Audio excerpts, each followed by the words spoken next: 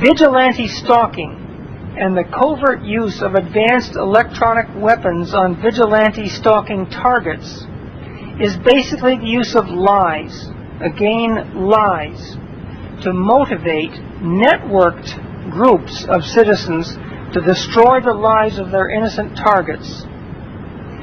These programs are about the ongoing efforts to expose this activity and hopefully to stop it. There are literally thousands of websites providing information about these crimes. Today we talk with our guest, Cher. Cher is a 57-year-old retired telecommunications worker who held many responsible jobs, some in management, during her 30-year career. She has been a target since 1992 and was 45 years old when this harassment started. Welcome to Road to Freedom, Cher. Can you tell the listeners how you became involved in vigilante stalking? You know, to this day, I'm still not exactly sure why I was chosen as a victim. I do think that quite often people like me are chosen just simply because we are nobody. All I was a working schmuck at the time it started. And what I think personally is that it makes it that much more deniable when someone like me is targeted, because it's very easy for people to simply blow it off as, oh, you're not important enough to possibly have this happening to you. But it is happening, and it has been happening for 13 years now. But no one wants to believe that because, I'm simply not that important. Isn't that the most difficult part? When we talk to friends, family, co-workers, they all ask, well, how come they're targeting you? Why are they spending all this time and money on you? You're not anybody. And we don't have an answer for that. One proposed answer, tentative answer, that some of us have come up with is that this is probably a political agenda. And when you have a political agenda, and as people who visit the website know, as many as one person per 100 are being targeted in North America today. When you have a rate of targeting like that, you're probably into something political and not simply isolated experiments, testing out new technology or psychological warfare tactics. And anyway, that's the excuse I use. It's a political agenda. Well, and it makes it so much easier to make it all deniable, because when you pick on people who aren't anybody important, it's very easy to deny it, And people don't want to believe that it could possibly be happening to someone just like them. But it is, and it could be them very easily. Have you had any experience trying to explain to your family what's happening? Oh yes, and the ridicule, has been unbelievable. It's, you have delusions of grandeur was one of the things that I got accused of, so on and so forth. And no one wants to believe it. Nobody wants to think that could possibly be going on in the United States of America, but it is. And worldwide, for that matter, but of course my experience is mostly with this country. Yes, and just for the listeners' benefit, there are people who are actually exploring the political angle of many, many government crimes, and in fact 11 of the commentators who call themselves the American Patriot Network are being targeted exactly as we are. Some of them have stated it on the air publicly, others have told me privately. But on the Patriot networks, they have quite a few whistleblowers who are former government employees, and a lot of them are professionals like doctors, scientists, military officers. Pay close attention to the fact that what we're describing is all deniable, meaning you can't complain about it without being looked on as crazy. Exactly right. Plausible deniability. Those are the key words. Everything that these people do, these creeps, is always plausibly deniable. It can always be written down to coincidence or your imagination or blah, blah, blah. But, of course, it is really happening. And, of course, one of the things that is impossible for one human being to convey to another is frequency. In other words, you can tell them this is going on. They don't get it. They don't understand what it's like every night for 10, 15, 20, 25 years. Exactly. If I could impress on the listeners what this is like, not only just for a week or a month, but imagine going through this for years at a time. With me, it's been 13 years. With you, I know it's been even longer than that, Eleanor. And I'm sure for other people it's been even longer than that. So, it's just, your life is totally invaded. You have no privacy, you have nothing left of your life, really. Have you had much what they call street theater? And for the listeners, street theater means harassment by usually strangers as you move about the community or at home from neighbors. Have you had much of that? Absolutely. So, yes, street theater.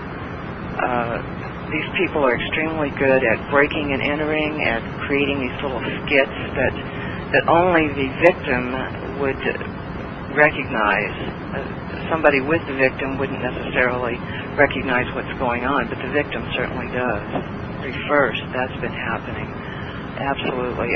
In fact, this started happening to me in Albuquerque, and a couple of the people that I recognized, a couple of the men that I recognized in Albuquerque, even proceeded to follow me from that state to a different state when my job moved. So they not only will do street theater on you wherever it starts, but they'll keep going. It doesn't matter where you move, where you live, how many times you move. It's always there, always. It was very obvious in that particular case because some of us that moved from New Mexico ended up in this other state, and the license plates on the cars were very different. In New Mexico, the license plates at that time were very bright yellow, so they were very obvious, and they stood out from the license plates in the new state where I was living. And sure enough, there were these two guys in their car driving around my new work location and my new apartment, and I recognized them. One of my coworkers even mentioned the fact that plate was from New Mexico, but he didn't recognize the two men in the car, but I sure did. I keep a camera with me at all times to take pictures of the cars and license plates. At every job and every place I have lived, there is defamation of character and no support from supervisors or the higher-ups who are aware of this. And the other thing is that our careers are absolutely destroyed, demolished. I worked as an engineer, and prematurely, when I was age 60,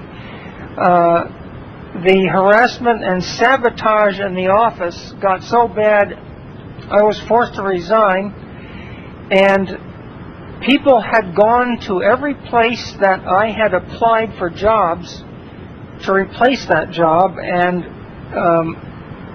either acted stupid, said they knew me and acted stupid, or said something that persuaded them not to hire me. They're not above anything. David Lawson found that, and remember, this fellow David Lawson actually infiltrated the perpetrator organization and rode around with them while they were doing their harassment. So not only are they working on you physically, causing you tremendous pain, but they're also working on you psychologically. Sure. The psychological part has to do with being constantly trailed, being constantly watched, constantly having your private living quarters invaded, constantly having your personal property destroyed, your automobile constantly being trashed or telephone lines. Yes, let me comment here that both from direct observation by those of us who are being targeted and David Lawson, author of Terrorist Stalking in America,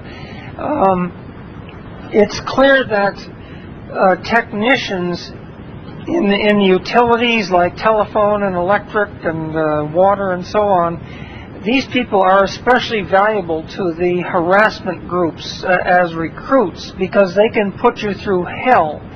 And the telephone system is a major instrument used to harass us. In my case, at times I get so many wrong numbers I can't even answer the phone because there's no point in even leaving the ringer on. It's always a wrong number.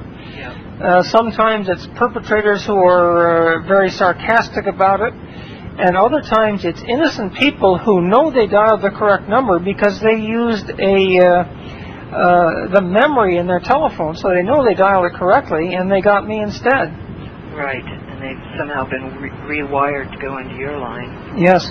Which apparently is quite easy for these perpetrators to do. Messing with the phone system seems to be one of their areas of expertise. Well, it's actually done by employees in the phone system who are perpetrators, who have been recruited. I'm sure that's true too, yes. I'm absolutely sure that's true. Let's face it, for enough money, some people will do anything. Well, you know, it's more than money. The basic fuel that keeps these people going is lies. Yes. These telephone technicians think that they're helping to harass someone with a vicious criminal record. Yes. A prostitute, a drug dealer, or pedophile. And I know that even some of my former coworkers who had previously been very friendly to me, I had eaten dinner at their homes. One woman, I even spent a couple of nights in her home. She had a guest bedroom, and I stayed there with her and her family. And we watched television. Everything was fine. Next thing I know, she had become the most hateful creature on the planet Earth. And for the last year or so of my working career, she was absolutely hateful toward me. And so I have no idea what she was told about me, but the change in behavior was just a complete night and day. Yes, those of us who have been in this for a number of years, I'm retired now, but if I was still working and that happened to me, I would simply approach that person straight up and said, "Who told you what about me?" I'd put them on the spot. Yes, and you know, one of the things that goes in the favor of these perpetrators is that it takes the victim a while to realize what's going on. It's like at first you simply can't believe that this can possibly be happening to you, you know. And gradually over time, as more and more and more things start happening, you start to realize, hey, something is very, very wrong here. You know, you learn by experience, I guess. Yes, one of the things that's most distressing is that when you move, it goes with you, and when that happens, the first thing you think is, well, you know, then it can't be just those people in the last city. There must be something wrong with me. Yes. And it took me 16 out of my 25 years to figure out that this was an organized, networked effort. It wasn't just bad luck. And it's not just me. And what was it that turned on the light for you? I guess just finally years and years and years of the same kind of stuff happening over and over and over again. Being followed through stores, having things stolen, having property destroyed. You're under surveillance 24 hours a day, 7 days a week. Anywhere you go, whatever you do. I've had people follow me through the grocery stores, through drugstores. I mean, physically following me. You know, it's just, and quite often it'll be the same people. Sometimes not, but sometimes it will be. Or even driving from one end of the city to the next. There are groups that they'll follow. I live in a fairly big city. It's fairly spread out. But there'll be a group that will follow you for part of the way through the city. Then they'll pass you off to another group that'll follow you through another part of the city. I mean, it's just unbelievable. Well, for the listeners, if you look at the Terrorist Stalking in America book review by David Lawson on the show's website, he describes exactly that there are groups that trade off following targets. And that's all they do. Most of the time, they just follow you. In some rare occasions, though, they actually try to induce you to have an accident or even actually stage an accident in which they hit you. That happened to me. Yes. So, what Cher is describing here, this is happening to other people, too. Please understand that. Yes, it's amazing. When I still had a car, I had people trying to run me off the road or get me into an accident, or it's just incredible. Yes, I was always a very careful driver. I don't drive now because I'm retired and I can't afford a car, but they never got me on the road, but they got me in a large mall parking lot. A guy came shooting out from between a row of parked cars and hit my car so hard that it pushed me sideways on dry pavement about 10 feet. Wow. And it was obvious this guy was a perpetrator. He was sarcastic. He was suppressing a laugh. The amazing book Terrorist Stalking in America by David Lawson shows that there are other ways of recruiting perpetrators. And that book review is on all 3 websites, including this show's, which is shoestringradio.net. You can read 10 pages of quotes from David Lawson's Terrorist Stalking in America, and that will show you how, even without electronic equipment, people can be recruited into this kind of work. And a lot of them are. If 1 person in 100 is being targeted, that means there's at least 10 out of 100 who are doing it because they operate in large groups and they rotate. So you're talking about maybe 10% of the population participating in a parallel justice system and practicing on us little nobodies. Now, if you, listener, want to keep these people away from your family and your life, you better learn something from us and help us to shine the spotlight on this. It is my personal belief that simply if everyone knew what was going on, that would be sufficient to stop it. The problem is it's ridiculed or ignored, and that's what the purpose of this show is to hopefully get you, the listener, involved and at least start asking some questions of your local public officials. Ask them, what are they doing about vigilante stalking?